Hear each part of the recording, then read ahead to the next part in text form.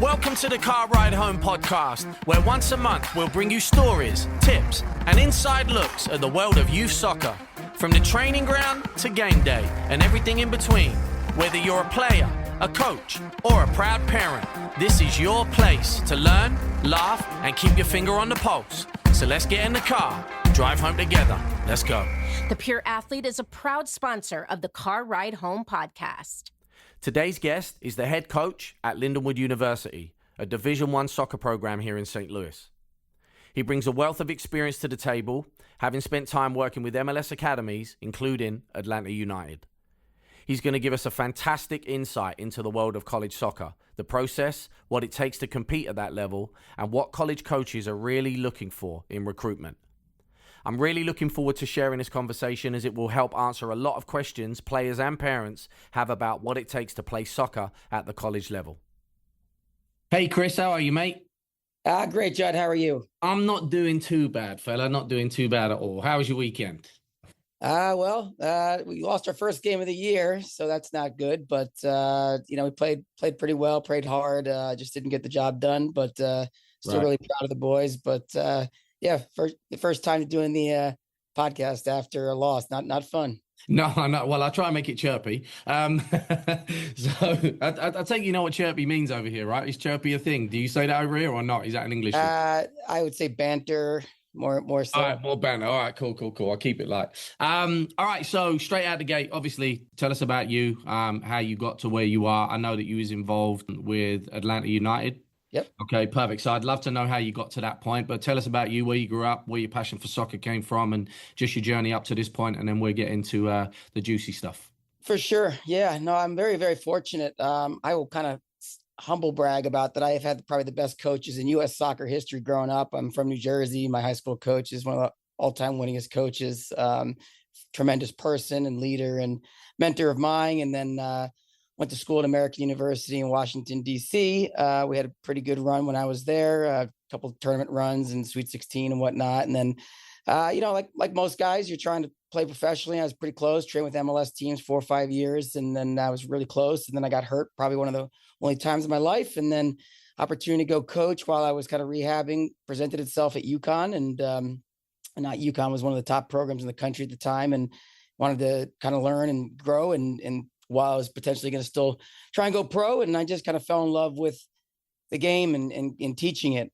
So I was there for 4 years, coached at Syracuse University. I was also at Xavier University for 5 years, associate head coach there, before moving on to University of Louisville. And I was there. And while I was there, I was kind of recruited as one of the coaches to help start up Atlanta United, both at the academy level, help the 2 team, and then help the assist with the first team when needed. And so that was a really awesome project, and it was the first 2 years of Atlanta United's history, and it was wonderful learning experience. And I was there for 2 years, and then some family dynamics changed. I still loved the college game, got back into college soccer, and headed to St. Louis University. I was there for 5 years, helped that wonderful program, and then got an opportunity to be the head coach at Lindenwood University, just outside St. Louis in St. Charles, Missouri. And I've been the head coach now for 3 years. But all along the way, I've worked with some really, really amazing coaches that have helped groom me in terms of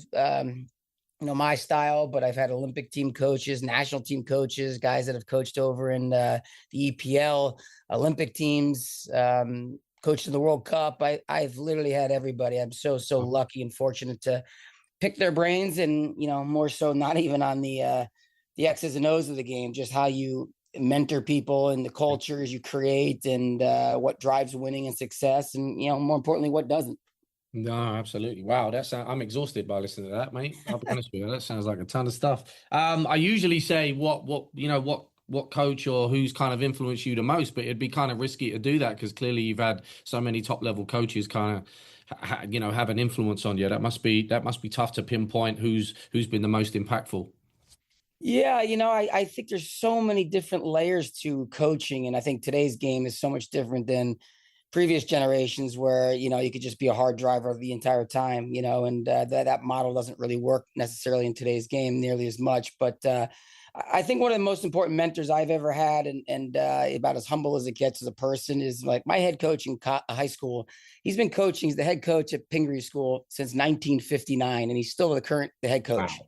He's him and Terry Mickler, and who's a coach at CBC here in St. Louis, are the two winningest coaches of all time. But he's coached everybody at the history of that school. Basically, he's been involved for like 6, 7, 8, 9 decades, and so he's just an amazing human being, and he relates to everybody, and he always has time for everybody. And I think that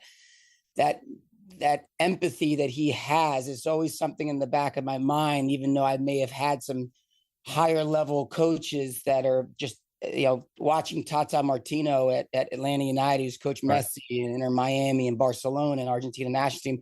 His brain soccer wise is incredible. And I was just sitting there with a pen and a paper, just taking notes all the time.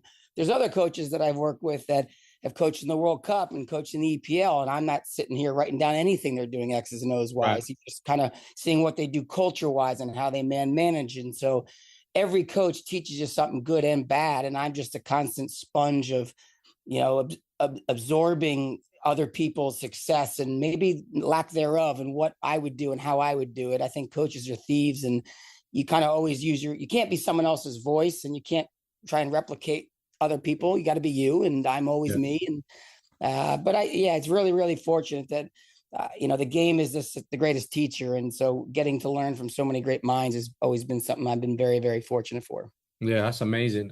Real quick before we move on to other stuff, what was the injury you had that kind of halted your playing career? It's funny. I literally missed one practice in my whole college career, and I remember it specifically. And I played in every game and every other practice, and I never was injured growing up. And then I kind of just was going. I was ready to go play over in Europe. I had a team lined up in Denmark, and I was all set to go. I was just trying to stay fit and healthy, and I was going to leave in a couple of weeks. And then I just went up for a head ball, came down, and kind of like landed on someone's foot and like tore the ligaments in my foot. And I just tried to get through it, and it just wouldn't get healthy. I just kept trying to play through it, and it wasn't good, and I wasn't getting better. And I didn't want to go over there and kind of embarrass myself or not do well. And so I just kind of postponed that and thought I would go coach in college for, probably one semester or one season. And then I get back to it, and it didn't really happen. I just kind of fell in love with the game of coaching and kind of, put my cleats to the side. Well, I'm pretty sure there's many, many players that are kind of grateful, even though that's bittersweet for you, but having your kind of input with their playing career and everything, obviously most recent that you're doing at Lindenwood. So obviously we've sat down many a time over a sandwich and kind of chewed the words out of perspectives on soccer in general and just the difference in cultures. Obviously you've experienced it overseas, just kind of piecing it all together.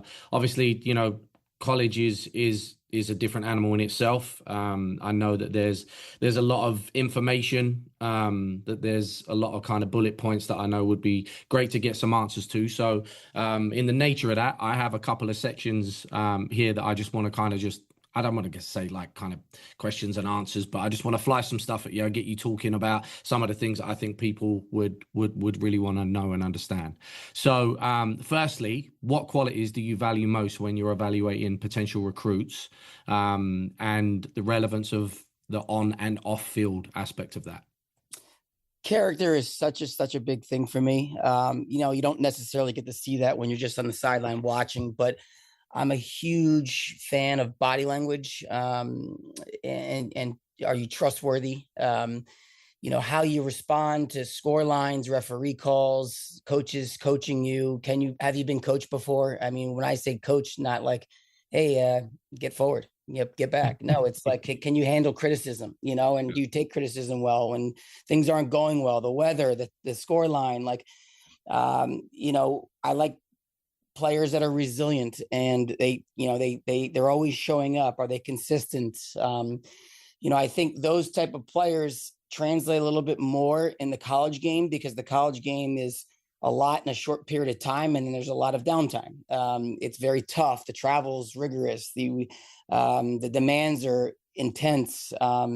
There's a lot thrown at you each day. And so you need that resiliency. You need to be a selfless teammate, and you need to be trustworthy. And so with that, there's highs and lows of college seasons. You could be 2-0 in a week and feel on top of the world. And then next week you're 0-2 and you're feeling like everything's lost. You know, it's a roller coaster of emotions. And so needing people who are pretty level headed, but consistent is really important. And then, you know, for me, I'm a huge believer that academics is a massive part of success on the field.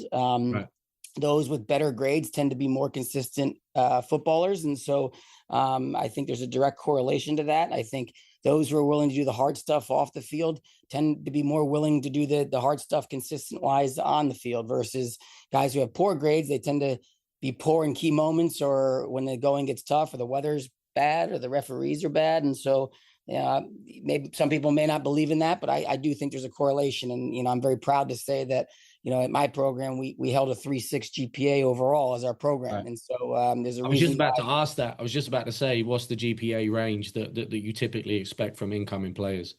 Yeah, I think like anything, we prefer anyone over a 3.0 for sure. I think that obviously opens up different doors academically and package wise. I recommend that to probably anybody going to any school in the country. The higher the GPA, the more doors that'll get open for you personally.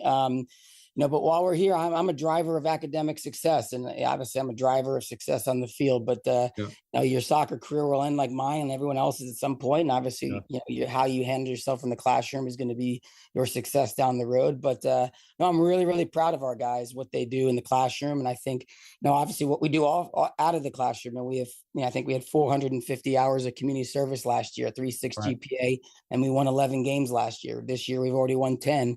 And it's you know, it's October 13th. So yeah, I love my guys. They're just selfless guys, and that's what I look for when I recruit is guys who want to do more and are selfless and are not, you know, there's no ego to them. That's fantastic. What flexibility do your student athletes have when they're choosing their major? Yeah, I think like anything, it's different if you come in as a high school student athlete or come in as a transfer. Transfers, you know, not all credits transfer perfectly. So we've had guys from some elite name schools that you're like, oh, well, he's obviously going to have no problems transferring in.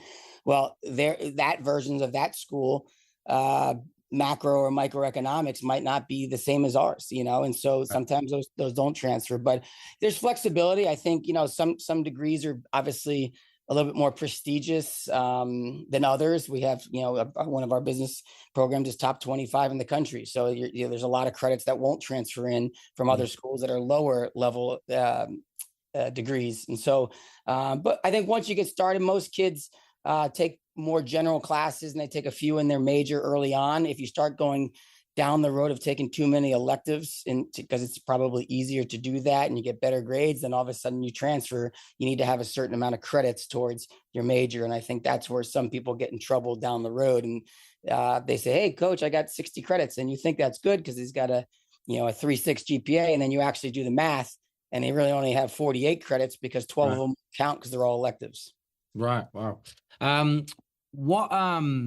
Like, how do you help players manage the balance between soccer and school and even social life? Like, how do you manage that? Yeah, it's a great question. I think for me, I have to take it as a macro approach to just observing. You know, the good news about when I used to be an assistant coach or associate head coach, I can get a little bit more involved in their daily lives and go out and have coffee with them and hang out in the cafeteria. And I love being an assistant probably more because you can just be closer to them on a different level. As a head coach, you got to make some hard decisions. You got to, you're not well liked sometimes because you go from a starter to not playing or whatever. And so you lose a little bit of that ability to be a little bit more involved in their social life. And obviously I'm a little bit older. I have 3 kids.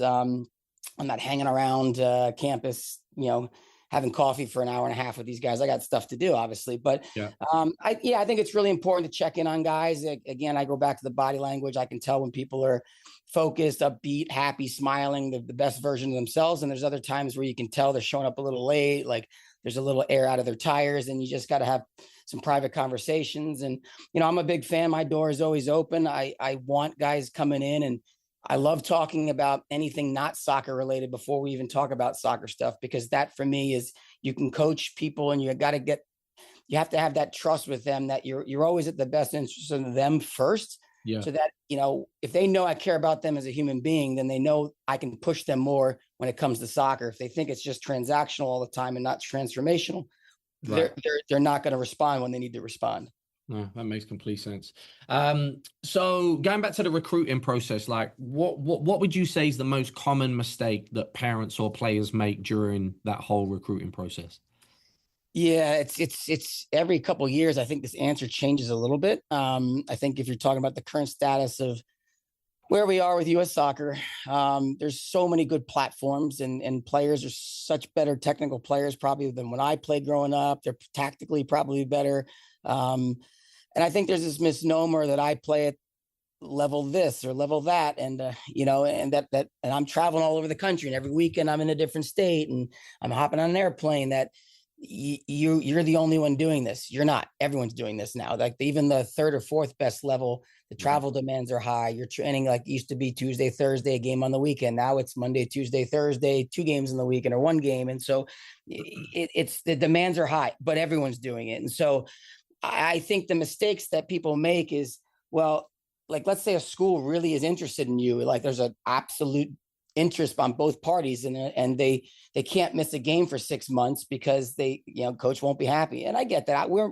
College coaches are never trying to disrupt the apple cart or be selfish, but you're talking about the rest of your life here versus like a 1 game on a weekend or a friendly or a preseason practice. Like if a coach has genuine interest, can we work together here? That can you miss 1 practice or 1 this and go, and then maybe you end up going to that school, and then maybe the rest of your life has changed. And so I think there's this and then the ID camp thing is a whole different monster where we've been really, really successful over the years adding tons of guys to our roster from our ID camps, and we have about 30-40% of our commitments so far in our 2026 class. All 6 came from our ID camps. There's other camps out there that I don't think anybody has any desire to recruit anybody from their camps, but they're huge money making machines. And I think one of the mistakes a lot of parents make is, school A, B, and C, these guys are the top 25 schools in the country, and they're spending all these buku dollars to go. They're not even recruiting these kids in any capacity, where we are a different platform. We're a mid-major trying to be in the top 25, and we've already done that and been receiving votes already. And we have to do more grassroots recruiting. We have to go look into the weeds. We have to use our own ID camps. And back to my points before, was the ID camps are massive for me, because it's not just going out there on a soccer field and seeing if you're good or not at soccer.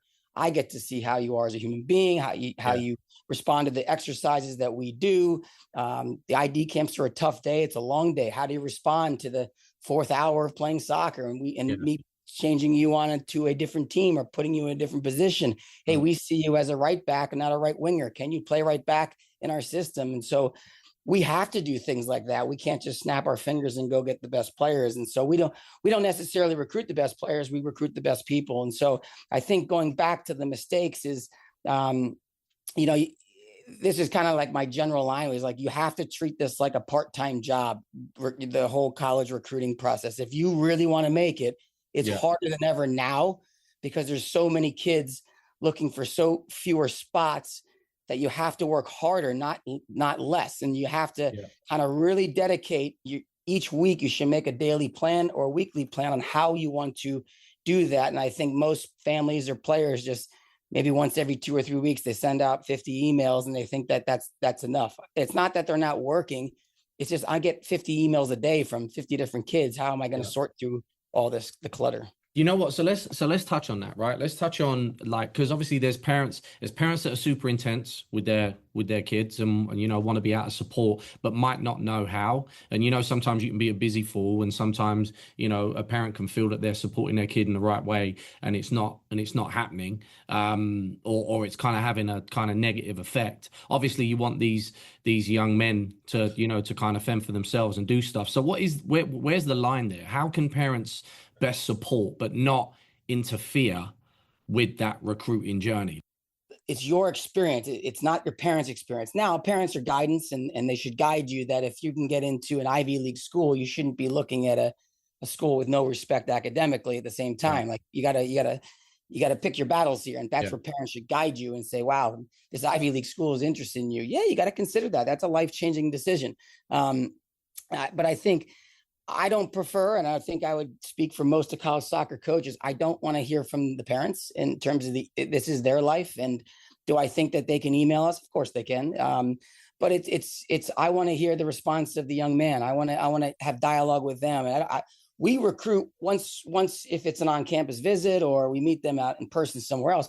Absolutely, we 100% recruit the families as much as the player, because it doesn't do much good if the dad really loves our school, but the mom doesn't, or the parents love it, but the kid doesn't, or vice versa. That does no good. We want everybody on board to support that decision. In terms of just correspondence with emails and texts and stuff like that, I think it should be the student athlete who's doing most of the dialogue. But absolutely, there's a lot of money on the line. There's a lot of expenses. College athletics has gotten more and more, or colleges in general have gotten more expensive. So absolutely, parents need to know, because they can filter a little bit more. Most programs will tell people what they want to hear. Personally, I'm not a big fan of that. It doesn't do us any good if a guy comes in a semester later, he transfers out. We both are losers in that regards. Like, we want to be very transparent. We want to be upfront and candid, and it doesn't do us any good to mislead and misguide or tell people that everything's perfect, because nothing's perfect. And so we want to address things head on. And so with the parents, I think sometimes they ask some better, more in-depth questions. So that's where the parents do get involved and are very helpful in the process. Yeah. But you want it driven by the player. Yeah, because at the end of the day, I think it's very hard to say no to some big name schools. The reality is, some of the big name schools who are elite and top of college soccer, they're recruiting the whole world. They're not going to get an 18-year-old kid. They're going to go find the best player in the world who's college eligible and not a pro, who's 24 years old. And so there's a little bit of naivety in the recruiting process now. And with the rule changes, I'm not a huge fan of some of the rules that have changed, but I've also am not an idiot. I will work with the rules that are currently in play. And if people are willing to transfer every semester and it's best for us, we'll do that. If it's best to go get an 18-year-old kid who we can develop and have a 4 or 5 year player, absolutely, 100%. That's my philosophy, is love to get players who are here for the long haul and develop them. But it's just changed so much. And so that processes has changed. And so you just have to keep adapting with the times. Yeah. How much would you say a player's club or academy environment factor into your evaluation?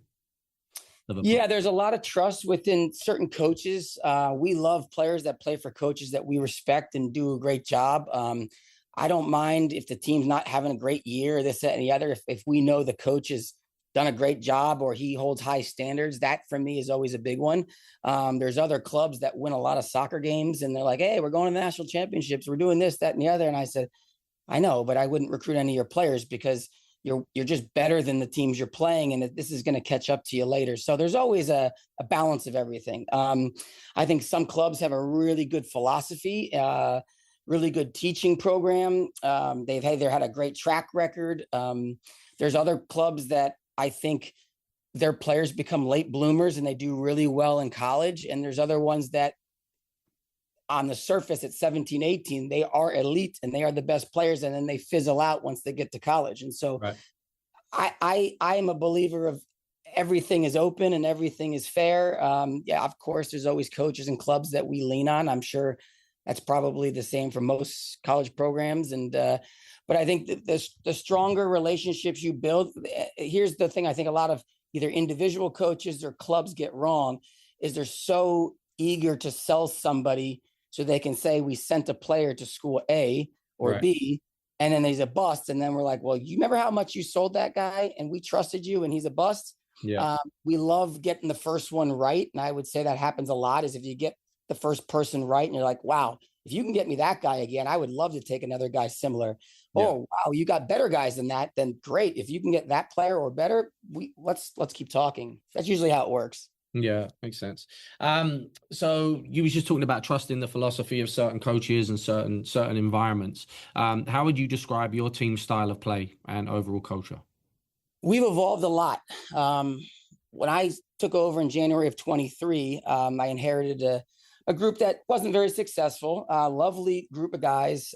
Just they signed up for a Division II experience, and we're kind of, not doing well there. And then, so, one thing I said to them is I'd give everybody a fair chance, and we'd see where we're at the end, and had some good conversations, some hard conversations. And, we were able to turn the roster over. I brought in a lot of freshmen, big class, a lot of freshmen.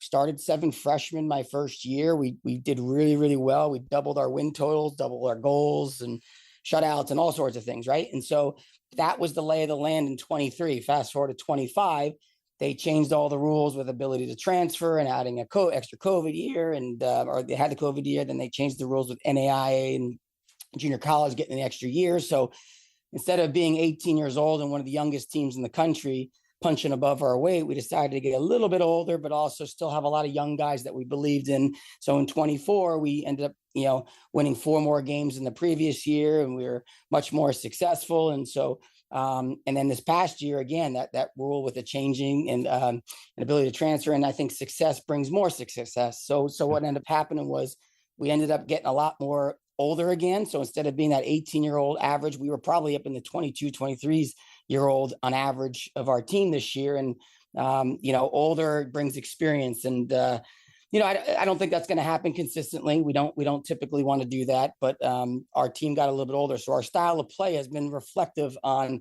our ability to keep evolving. So instead of me having to basically teach the game intently from day one, we're falling back on prior experiences, whether they're a little bit different philosophies from different schools they've taken. Obviously, preseason is massive to see where we're at, but our playing style in general is obviously we want to be on the ball like everybody else, and can we stay on the ball as long as we can? If the ability to break teams and play through them, wonderful. If it's to they're better than us with the ball, then we have to defend and be organized. And restarts are always a big part of the game. So we like to be high end in every category, and I think we've proven that. I think over the years we've gotten better offensively and we've gotten better defensively. Right now, I think we've scored 30 goals or 29 goals. We've only given up 5 in 12 games or so. So we're one of the top goal scoring teams in the country, and probably top 5 fewest goals against in the country. So we're obviously doing some things right. And but I would say it's a whole product of the guys you recruit. Are they coachable? Are they able to take on? And if they are, our style of play can continually evolve from there. Yeah, that's fantastic. What would you say is the biggest adjustment you see for freshmen transitioning from youth or academy into college soccer? Yeah, it's a wonderful question, and it's not the answer people are going to want to hear. But again, the coaching has gotten so much better across almost every club in America, and the tactical and the technical. I'm watching these teams like, wow, this team really gets it, and their spacing's right. They're building out the back is great. The issue with that is, we're not here to develop pros out of every single club team in America. Yes, there's MLS pipelines that are trying to develop pros, and I've been part of that at Atlanta United, but you're talking about the less than 1% who are going to go from high school to pro.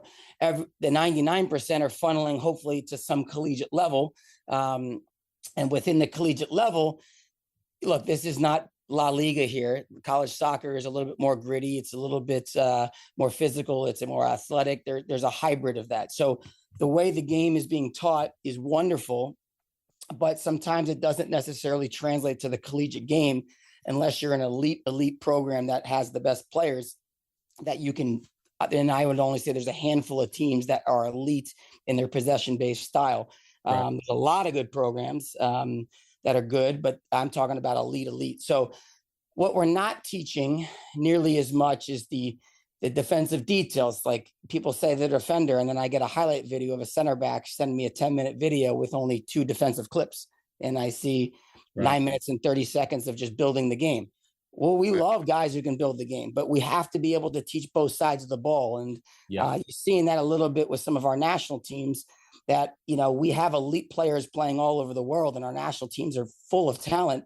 But then when you go to these Central American countries and in a field stink, you can't possess the ball on a bouncy field as well as a field here in America. And so that adaptability, we have to teach a little bit more, that resiliency, that ability to win proper head balls. Obviously, heading the ball at a younger age is not is frowned upon a lot more than, and that's probably more science-based than it is anything, but Yeah. some of the guys that we recruit, they can't head a ball properly, or they don't know how to defend 1v1. And so the details within the details, I think, get exposed for freshmen.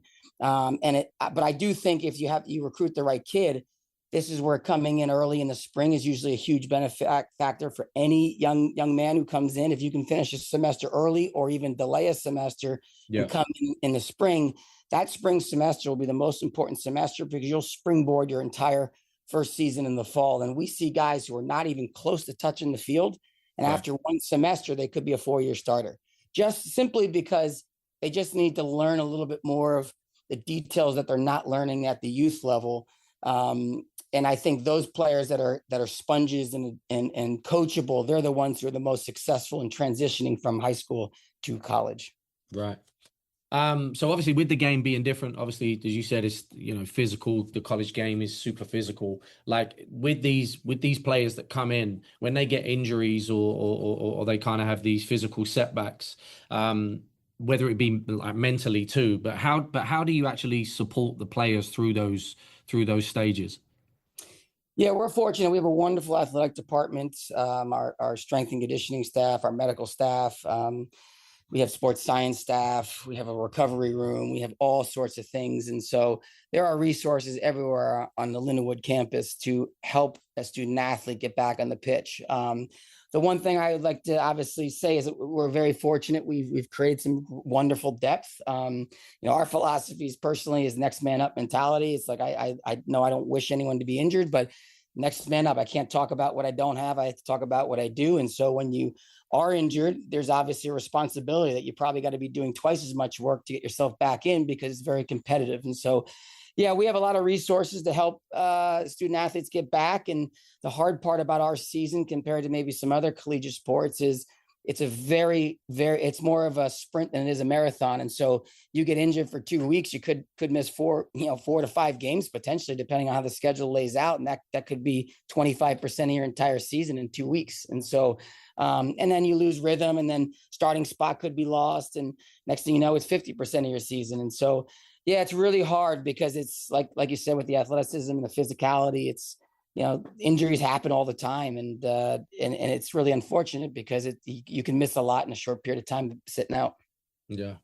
From a scholarship kind of commitment and support standpoint, how does like the scholarships typically work at the Division I level? Like full, partial, is there academic athletic combination? Like how is that kind of working? Yeah, it's a wonderful, I love talking about this and spreading the awareness. Is one, I would say, whatever people hear about anyone else's packaging is irrelevant to their son or daughter.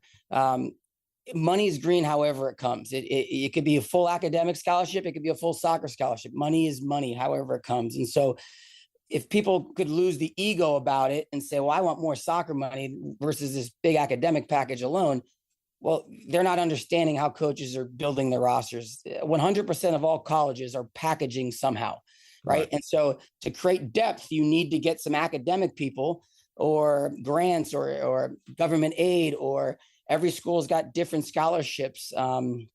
You have to exploit that. And there's tons of things if you just research online or you research the school. Some schools are eliminating the ability to add or they call it stack academic aid and athletic aid.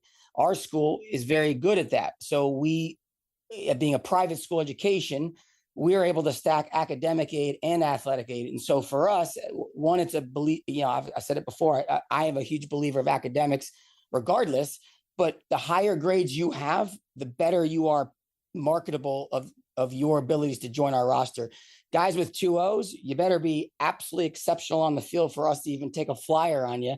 Not that we wouldn't take you, but the guy who's got a 4.0, he's getting a huge academic package, which means we have to spend less athletically on it, which means we can build a deeper team. And everyone across the country is doing the same thing. So if there's 3 players, one with a bad GPA, one with somewhere in the middle, like 3.0, and one with a 4.0, you basically could look at them. If it's all the same level player, well, the 2.0 has got to go. And then you look at the 3.0 and say, okay, he's going to get this package academically. The 4.0 is going to get a better one, but the 3.0 guy has a much bigger budget that he can offset some of the costs. So unfortunately, although yes, you have a 4.0 GPA, this one can pay the difference of it. And so it basically comes on. The other thing is then obviously what I touched upon before is there's a lot less opportunities maybe for some younger guys. So going somewhere and proving yourself, whether, everybody wants to end up at the school. They want to start at the school they want to end up in. The game has changed. The nature of the recruiting process has changed. So you might have to go somewhere first for one semester or a full year, maybe 2 years, and then go prove that you can play at the level.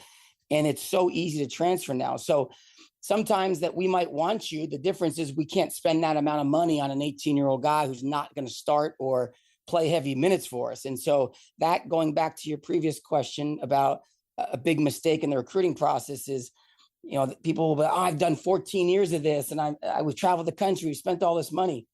We understand that, but there's about 10,000 kids doing the same thing as your son or daughter. Right. You need to take a step back and say, what's one semester somewhere else if the next 7 are here with us? It's like, what do you want in the end? Do you want to start here or end here? Because you can start here. And if you don't play, maybe there's not a spot for you after one semester because we'll bring in someone better. And all of a sudden you start here, but you don't end up here. So It's gotten really cutthroat, unfortunately. That's why I don't like the new rules. I think it's much more transactional. But with the academics is the biggest pathway for people, and it opens the most doors. Right. And so that's why when people say, oh, this guy's getting a full ride to this school, it could be full academic and 0 soccer, but it doesn't really matter. If you're going to the school you want to go to and it's all paid in different ways, wonderful. That's all that matters, is your happiness in the end. All right, I've got a couple more key questions just to throw at you. What majors tend to work well with the time demands of your soccer program? Yeah, I think I could tell you the ones that don't are the ones like athletic training, because they have to take a lot of internships and work with the different sports teams. Ones that involved hands-on work hours are the ones that are more difficult. I think businesses and some of the political sciences and stuff like that, those are typically easier because those classes are obviously macro and micro and all of business law. Like almost most schools in the country have that, so they transfer credits pretty well most places. The ones that involve off-campus hours and only offer labs at certain times or 1 day a week, certain sciences, those tend to be a little bit harder because, and I've had tons of guys at tons of different schools I've worked at where they only offer the class once a week and it's a 3-hour block and it's directly during our practice time. And we've had other guys that don't, because they need a certain this later in their career, they only offer less classes. And so they end up missing 2 or 3 times a week. And it's the worst part about that is if you feel for the student athlete, it's like, I can't have a guy missing 2 or 3 days of practice and expect them to be understanding what we're asking them to do later on the weekend. So typical standard majors, I think across the board are the best ones. It's the ones that involve a little bit more hands-on or end up being 5-year degrees. Those are the ones that are harder to work with athletics. Right. All right. Last one I have for you is if you could give one piece of advice to parents of aspiring college players, what would it be? Yeah, I would say first, start the recruiting process earlier and take a step back. And here, I think the best way to do it is you're a freshman or sophomore. Everybody's got their dream schools, and absolutely you should aspire for those schools 100%. As you get a little bit older, you got to realize you got to take a step back and realize, am I really able to play at this school or am I not? And then you got to sell yourself. You got to market yourself. You got to be active in the recruiting process to those schools, but also buy an ESPN Plus subscription or other ones. It could be $10 a month. Go watch games. There are so many games online. And I will tell you, I did the recruiting process. I had aspirations to play at some amazing schools as well. And then you actually watch in the school I ended up attending. I ended up watching them and I was like, this school is really good.